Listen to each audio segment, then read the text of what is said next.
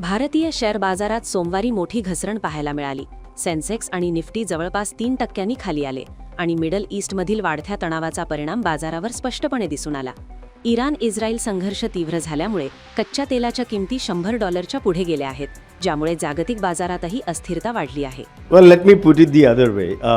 Unless the crude oil prices go back to $75 and unless the situation in West Asia is diffused and there is some kind of agreement, it is very difficult for the market to go up from here, because we may see in between some kind of technical rebounds, but undertone is bearish. See, the reason is that 70 to 75% our energy needs we import, and high energy prices has direct correlation with the GDP growth of our country. And if GDP growth is not what we have estimated, in that event and in that case, it has impact on the overall corporate India and corporate earnings and corporate top lines. And if they come down because of these inflationary energy prices, then certainly the markets will come down. या घसरणीत banking, auto आणि PSU bank शेअर्समध्ये सर्वाधिक विक्री दिसून आली.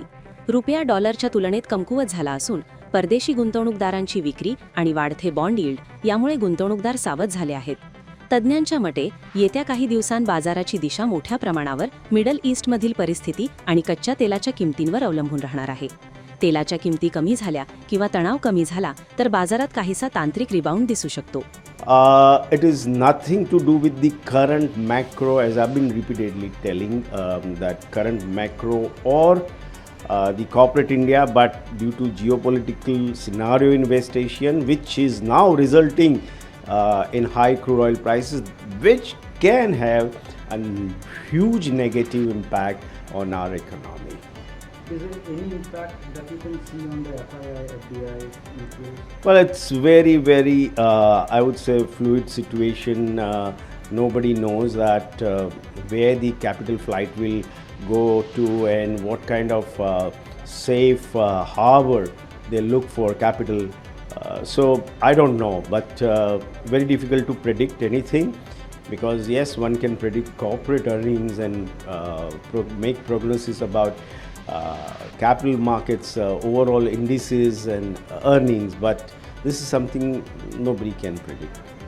With the geopolitical tension and the Strait of Hormuz, plus the Iran-Israel war and everything, and there has been a change in the regime, how do you see this like? No, there is no change in regime, sir. The new supreme leader. The new supreme leader, but the regime is the same. So let's see. I mean, I don't know how the situation will be. Okay. Thank you.